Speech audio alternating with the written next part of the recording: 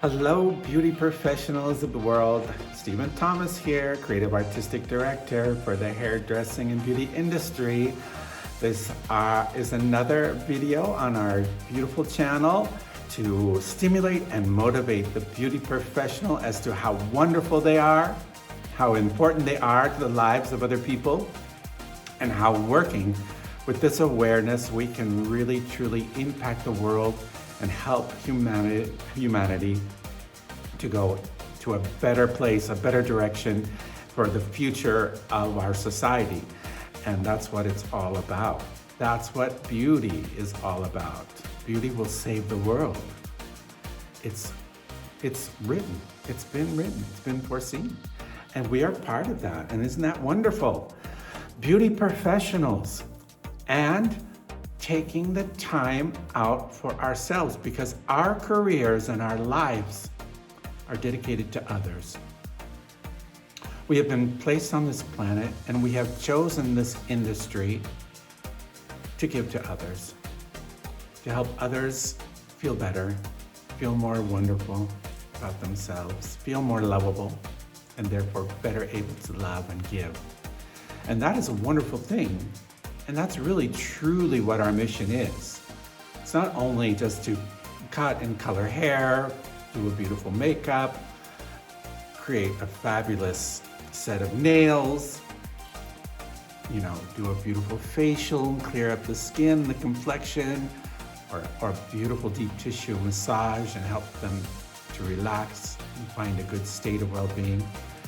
Our mission is really to impact the lives of people and help them feel more lovable, therefore better able to love, feel better about themselves, and therefore radiate a chain reaction of positive energy out into the world and out into society.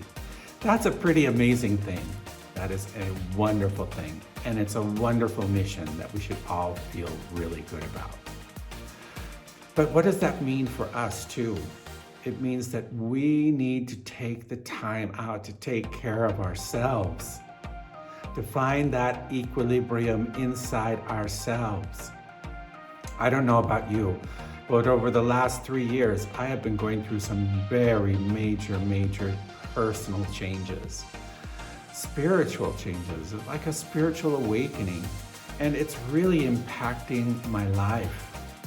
And it's really influencing my choices. Before everything that's happened in these last 2 years, I was much more superficial, and I was much more on this path of just living life and existing in life daily, trying to make the best of the situation on a daily basis, but on a very superficial level. Not really even taking the time out for myself to make sure, first of all, that I was in a good place so that others around me could feel that and also influence them to be in a better place themselves. And I have to say that, there's so much self-help out there right now, gurus and meditation and all of that kind of thing. I've never been really kind of a follower, I don't really believe in gurus. And I really love the concept of meditation, but wow, in modern society, in modern life, and we're also, OCD, we're also distracted and so busy, and we have so many thoughts going through our mind contemporarily. It's really hard, the concept of meditation, for me anyways. The classic sense of meditation, it's never been, something easy for me. But though I feel it to be really important to go into that place of quiet, that place of nothingness. And I have found recently, in the last year and a half, that I have been able to get there, but in the most unusual ways and unexpected ways that normally that don't fit into the meditation sense of meditating that we'd see on YouTube or on health, self-help channels or whatever.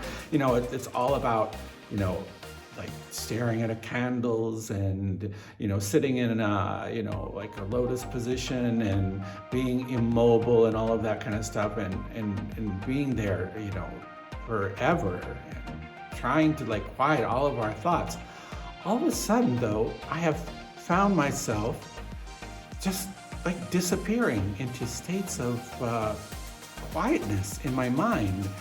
Well, being that I've kind of been working on my awareness of my chakras and my energy points within my body and lately, and all of a sudden I'll just like close my eyes, I'll raise my head up into the my upper chakra, or my like above my head, kind of over my brain, kind of a place is my, bring my inner visual concentration there. And all of a sudden, I'll just find myself going into blackness, into darkness, into nothingness, almost like instantaneously sometimes. And it all began because recently I've changed work, and my partner and I, we find ourselves doing like an hour and 10 minutes commute every morning and every night. And fortunately, my partner likes to drive. We work together, and he likes to drive. And so I was taking that time out, just to kind of go into a quiet place, into a meditative place, in a very, very simple way of just being present, relaxed in the moment, closing my eyes, concentrating my vision up kind of over my head into the superior chakra place, because I don't know all of the terminology. And all of a sudden I'll find that maybe 45 minutes has gone by in a matter of seconds. And where have I been? I've just been into nothingness. And this experience of going into nothingness has really impacted me profoundly. And I can now find myself even like sitting somewhere calmly, being present in the moment, closing my eyes and looking up into the top of my head, and all of a sudden disappearing into nothingness for a while. Without candles, or without, meditative prayer, or without, I tried even the Nam Myoho Renge. I can't even say it anymore. It's been so long.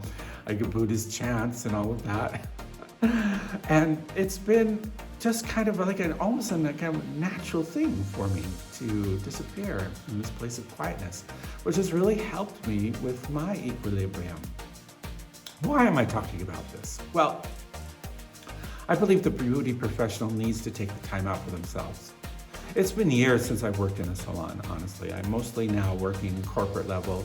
I travel doing seminars and fashion shows and photo shoots and all of that. But when I did work in the salon, I arrived to a high level. I arrived at, working in Beverly Hills on, celebrities, and I would wear a tuxedo as well and work on charter jets between New York and Los Angeles, doing hair and makeup on important people and royalty and all of those kind of things. And I mean, I can remember how draining, just energy draining our profession is, especially when you're working with the public. And how that is very, very taxing on the beauty professional. And how, our industry tends to produce people that are really kind of crazy and out there. And it's hard for us to find that sense of equilibrium, Maybe we tend to party too hard, or have one too many glasses of wine just to try and unwind, And that it's just reflected because, we have that energy sucked out of us so much on a daily basis. And people's lives, their energy, most of us are very empathic, we absorb these energies of the people that come to us on a daily basis. Whether you're working in a salon or not, even if you're just out there in society or socializing, we're so empathic. We absorb and we are struck by the energy of the people and the situation around us. So much so. It's hard to keep and maintain that equilibrium. But the only way that people can feel good around us, though, is if we do find that sense of well-being and equilibrium within ourselves. Like I said, I've been traveling, so much, and I visit so many salons, and I interview them, successful salons. And I find the main difference between a truly successful salon and a salon that's not doing so well is the attitude of the professionals within the structure, within the space. They're there with the knowing that they are there to help other people. That is their mission. That is their priority.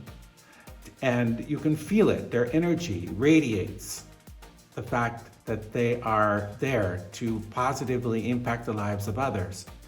To be able to truly positively impact the lives of others, you have to really also work on yourselves and feel good also about yourselves as human beings, as beauty professionals. This is, I've learned, I've made so many mistakes in my life, and I've had many difficulties and many sadnesses, many challenges in life, and mostly in times of when I haven't been, in a good state with myself. Now, this doesn't mean that we need to sacrifice our, self-expression, to be like very expressive and particular in who we are and how we present ourselves. I mean, we are artists, we are creative people, and it's fun to be creative also with ourselves, but it makes a big difference in how people react to us if we are in a good place with ourselves, rather than just being that eccentric, particular artist person that's doing it almost as a challenge to the world, almost as an armor to the world and to people around us. There's a big difference. The time of the eccentric, particular, self-destructive artist, and the tolerance on the part of the public for that personage, or that, sorry, I'm remembering my English, the tolerance for that kind of character is kind of over. Yes, there was it was almost chic actually to have that self-destructive, crazy, exuberant, exaggerated hairdresser, makeup artist that you went to and got a taste of their crazy, exaggerated, not very calibrated, balanced lives and lifestyle. It was almost kind of chic. It was almost, kind of, oh yes, I have this fabulous hairdresser, he's a mess. But is he fabulous? Because, he was doing what everybody else was doing and what the fashion was. But that tolerance doesn't exist anymore. People don't put up with that anymore. People truly want to have someone that's present there for them. The priority is them and their needs at that moment. And the act of professional services performed by somebody that is calibrated and balanced and in equilibrium and in a good vibrational state to be able to give that good vibrational energy to the next person is so important today. I think that's the true new form of marketing. Yes, you can be fabulous at hair color and cutting and makeup and nail art and massage therapy and facials and eyebrows and doing all of those kind of things and publishing them on Instagram and the social medias and things like that. But if the person, when they come to you and they see you and they don't feel that you're in a good place, or you're distracted, or your energy is off balance, and they want to trust their personal sphere to you and your capabilities as a professional, those tolerance factors are really reduced today, and people aren't putting up with it anymore. It's important for us as beauty professionals to be in a good place with ourselves. We want to help others be in a good place with themselves. That's our mission. Let's take the time out, dedicate some time to finding a good place within ourselves. being in a good motivational sphere every day, psyching ourselves out in the mornings in front of the mirror and saying, today I'm going to go out there and help to make people's lives better and help them feel better about themselves. And that in itself, that giving state of mind in itself is going to help us be in a better place. Help us be in a very, very wonderful state of equilibrium and, purpose. What a wonderful purpose.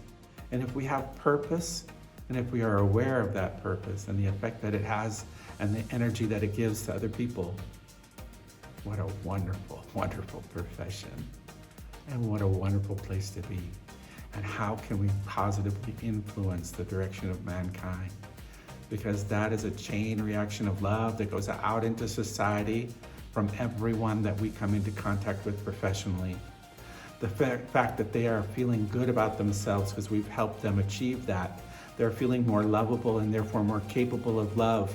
And that chain reaction goes out into society, out when they're out in traffic or when they're standing in line at the bank or in this grocery store or whatever the difficult situation may be, better able to love their children and their partners and everyone that comes into contact with them. It's a wonderful thing. It's a wonderful thing. So think about that and how wonderful that can make us as beauty professionals feel to have that purpose in life and in profession. I hope this helps motivate you a little bit to be better people, better professionals, and help the world become a better place. Till next time, ciao a tutti, abbraccio fortissimo. Mwah. Alla prossima, alla next video. Share, like. See you soon. Ciao.